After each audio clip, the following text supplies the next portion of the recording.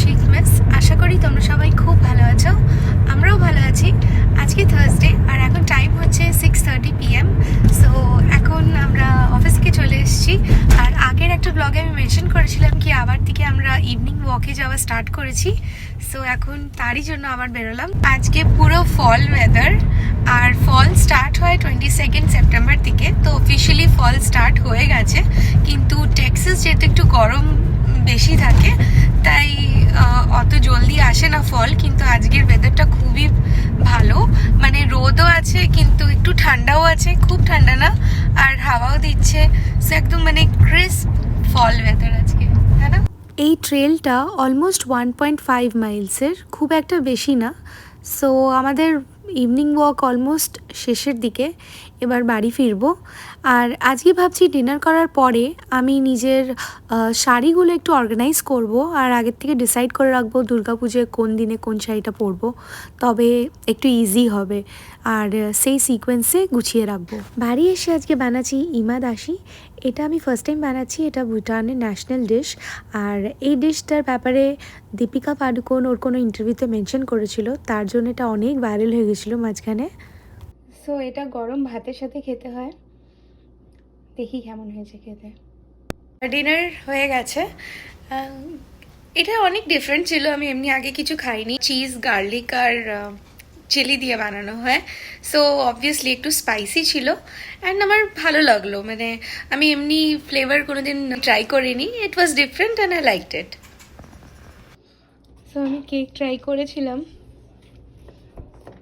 বুঝিনি যে এত ভালো হবে, আর অনেক সফট।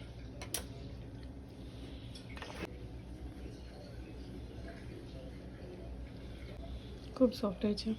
আজকে আমি ডিসাইড করলাম যে দুর্গাপুজোর জন্য কি কি শাড়ি পরবো আগের থেকে প্ল্যান করে নেব। তো আমি এখন সব শাড়িগুলো বের করে রেখেছি, আমি এরকম করে আমার শাড়িগুলো স্টোর করে রাখি। এইটা হচ্ছে যেমনি আমার মানে নেটের শাড়ি, যেমনি এটা নেট আর অর্গ্যানজা এখানে আছে। এখানে অর্গ্যানজা থাকার কথা না, যাই হোক। তো এখানে আমি নিজের নেটের শাড়িগুলো রাখি, নারসি, কাঞ্জিভারম আর এইগুলো। আমি কিছু শাড়ি ওখানে বের করে রেখেছি।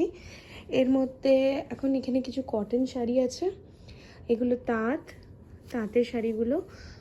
আর আছে সব জর্জেট আর মানে জর্জেট আর শিফন শাড়ি, আর যেমনি পিওর সিল্ক আর এগুলো এখানে রেখেছি। দুর্গাপুজোয় পরার জন্য আমি কিছু শাড়ি এখন সাইড করে রাখলাম, এগুলো আমি প্ল্যান করছি পরবো। নবরাত্রিতে কালার্স ফলো করব, যেই দিনে যেই কালারটা পরতে হয় ওটা পরবো। সো অরেঞ্জ আমি দেখতে পাচ্ছি না আমার কাছে অরেঞ্জ আছেও কি নেই। ওখানে একটা আছে, ওটা কটন শাড়ি, কিন্তু আমাকে কটন পরতে ইচ্ছে করছে না। তো আমি দেখছি কি করতে পারি। সো যাই হোক, আমি কালার যেমনি হয় ওটা ফলো করতে চাইছি। 5th অক্টোবরে এখানে ডান্ডিয়া নাইট আছে নবরাত্রি সেলিব্রেশনে। সো ইউজুয়ালি ডান্ডিয়াতে সবাই লেহেঙ্গাই পরে, বাট আমি ভাবছি, আমি জানি এটা একদম সুটেবল লাগছে না, বাট আমার এই শাড়িটা খুব পছন্দ, একটা নেটের শাড়ি, আমার কালারটা খুব সুন্দর লাগে। দেখি, আমার কাছে লেহেঙ্গা আছে, কিন্তু আমার মানে ওটা অনেক বেশি গর্জিয়াস হয়ে যাবে। আমি দেখাচ্ছি, দাঁড়াও। এটা পিঙ্কের মধ্যে, আই থিঙ্ক পরলে এটা পরতে পারি, কিন্তু এটা ওই গুজরাটি লেহেঙ্গার স্টাইলে না। আমি এখন খুলে বের করছি না। পেটিকোটগুলো আমি এরকম করে রাখি এই ব্যাগসগুলোতে, এর মধ্যে। আর ব্লাউজগুলো আমি প্রেফার করি শাড়ির সাথেই রাখার, কেন কি তারপরে আর না তো পাওয়া যায় না। এটার শাড়িটা আমি একবারও পরিনি, এটা রেডের মধ্যে আছে, আমার এটা খুব সুন্দর লাগে। এটা আমি একটা কোনো স্পেশাল ওকেশনের জন্য বাছিয়ে রেখেছি, দেখি যদি এমনি কোনো স্পেশাল কিছু ওকেশন হয় তখন আমি এই শাড়িটা পরবো। পুজোতে আমি যেই শাড়িগুলো পরবো ওটা একটা সিকোয়েন্সে আমি রেখে দিয়েছি, মানে লেটেস্ট থেকে নিয়ে তারপরে ওই সিকোয়েন্সে। সো ফার্স্টের শাড়িটা আমি 10th পরবো, আর ওই দিনকে পুজো সেলিব্রেশন এখানে শুরু হবে, কিন্তু মহাষষ্ঠী আর সপ্তমী এখানে 11 তারিখে। এখানে একটা পার্পল দেখতে পাচ্ছ, এটা এমনি স্কুইজ হয়ে গেছে। যাই হোক, পার্পল। অ্যান্ড দেন স্যাটারডে এখানে অষ্টমী মানানো হবে। সো সকালে আমি এই পিঙ্কটা পরবো আর বিকেলে এই ব্লুটা।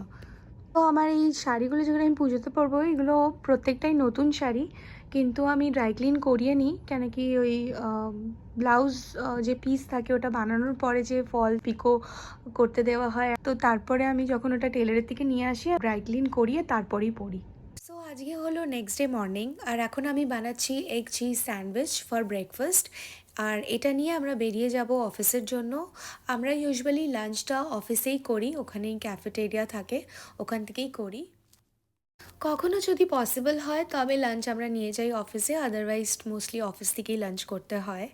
সো এখন যেহেতু পুজো আসছে, ওয়েদারটাও ওরকমই লাগে, এত সুন্দর লাগে সকাল সকাল যখন অফিস যাই।